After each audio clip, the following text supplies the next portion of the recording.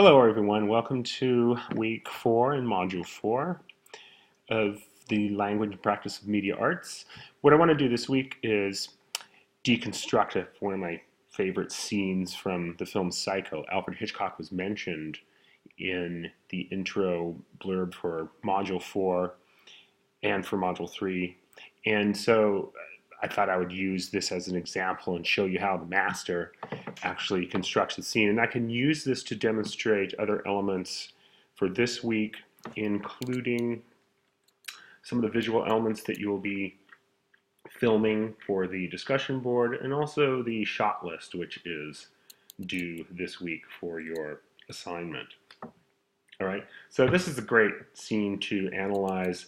Often for Psycho, you see a lot of storyboards and scripts and shot lists and analyzing of the shower scene. I'm not going to do that for this class, but this is actually a scene that's not analyzed as much, but I think it's just as brilliant, and it demonstrates how Hitchcock is the master at using visual elements like point of view and cutting and editing to create tension.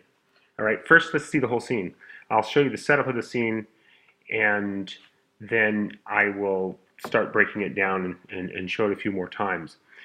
The story here is pretty self-evident. The shower scene has already happened. Norman Bates has the body of the woman that his mother has just killed, or the audience thinks it was his mother, and the body's in the trunk. There's $50,000 in the trunk, but Norman Bates doesn't know that. The audience knows that. The audience has already seen the shower scene, and they are really amped up and expecting anything at this point. All right, so let me play the scene, and you'll get the gist of it. And this is called the sinking Marion's car scene, or the car sinking scene.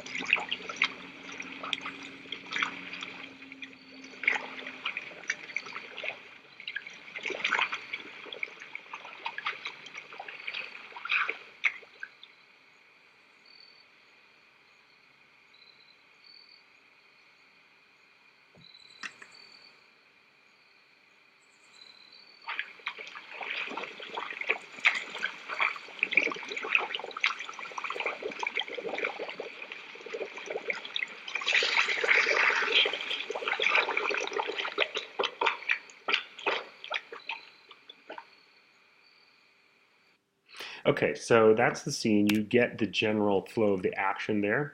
The part of the scene that I want to break down starts at about 046, when it first establishes what's called a point of view shot, and show you exactly how many shots he does this. First of all, I wanted to point out how he sets the point of view. This is typically called a point of view shot, where you show a frontal shot of the character, which then switches to what he sees.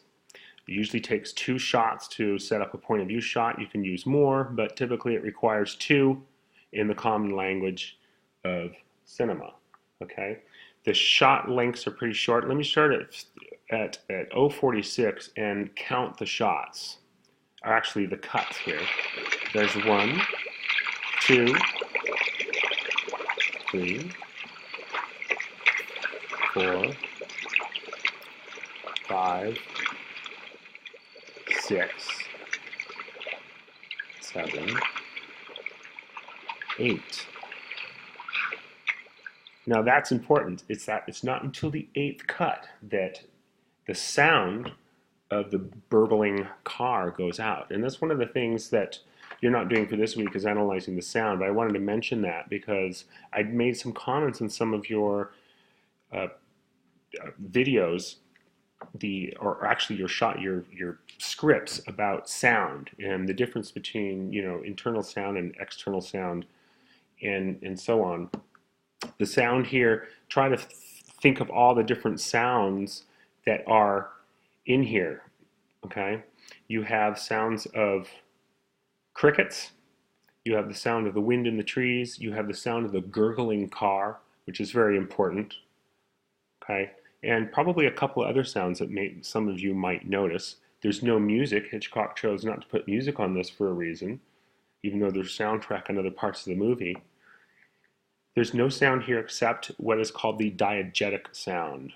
Diegetic meaning that it's in the story, it's what the character is hearing, versus non-diegetic sound, which is the soundtrack or what the audience hears. Okay, so it's all diegetic sound in this part of the film, and it's right here at the 8th cut that the sound goes off, and that creates a lot of tension. So now all you hear are the crickets. So that's very important. On your scripts, you would put that in audio as on cut 8, the sound of the gurgling car stops. That was very important. That's an important part of the scene that creates tension. He actually took sound away there. Okay.